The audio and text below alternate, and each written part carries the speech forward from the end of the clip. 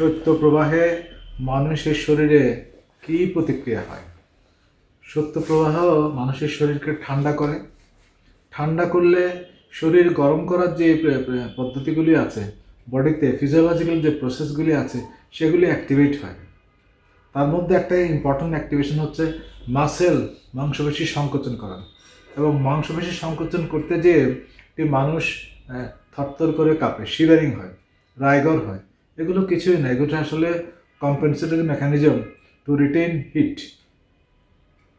কিন্তু একটা স্টেজে এই মেকানিজমগুলি ব্যর্থ হয়।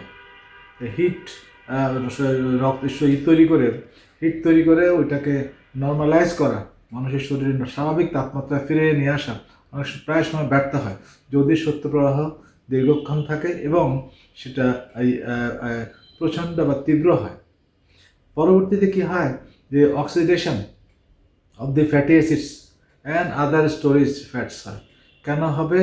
এগুলো ফ্যাট ভাঙলে ক্যালোরি তৈরি হয়, ক্যালোরি থেকে এনার্জি কনজাম্পশন, এনার্জি তৈরি হয়। তাহলে পরে শৈত্য প্রবাহ চেষ্টা করে হিট তৈরি করে মানুষের শরীরটাকে গরম রাখতে। নিউনেট, ছোট বাচ্চা যাদের ব্রাউন ফ্যাট থাকে, কিছু ওরকম বেশি ফ্যাট থাকে না, যাই থাকে সেটুকু কিন্তু কনজিউম হতে শুরু করে, মানে এগুলো খরচ হয়ে যায়।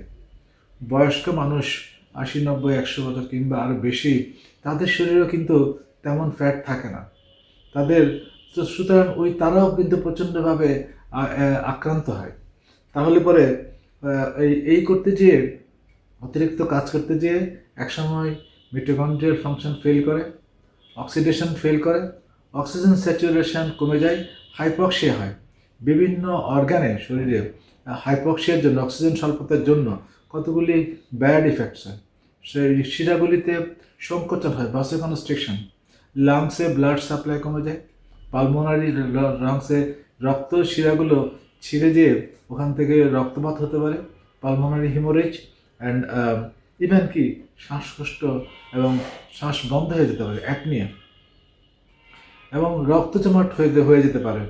ক্যালসিয়াম ও পটাশিয়াম এই জিনিসগুলি সেল এবং সেলের বাইরের সাথে যে একটা হোমিওস্ট্যাসিস মেনটেন করে সেটা ব্রেকডাউন হয়, শরীরে হাইপোক্যালসিমিয়া হয়, পটাশিয়ামও কমে যায়।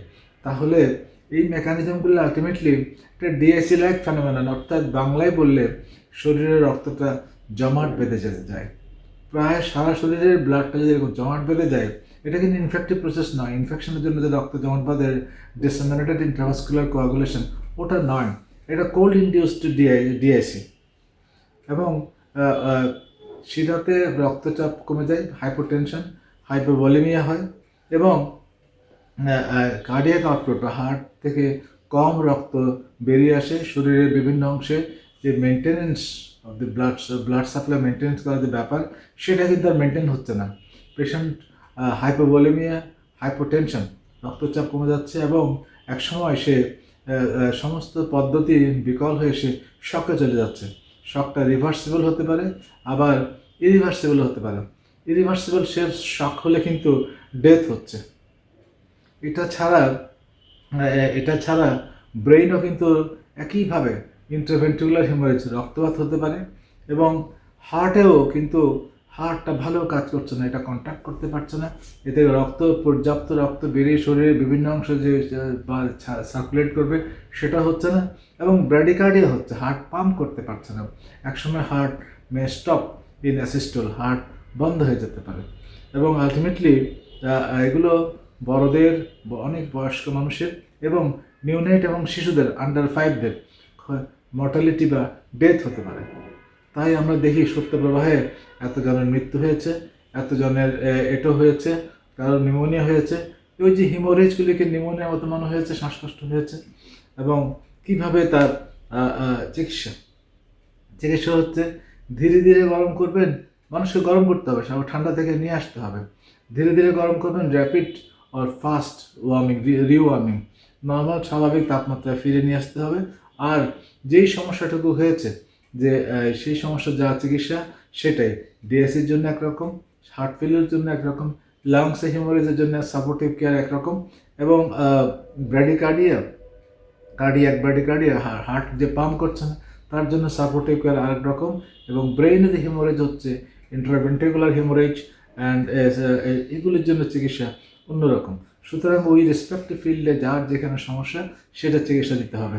তাই হাইপোথার্মিয়াতে মানুষের যে ব্যাপক পরিমাণে যে শারীরিক পরিবর্তন হয়, তার জন্য মৃত্যু হয় শিশু এবং বুড়োদের।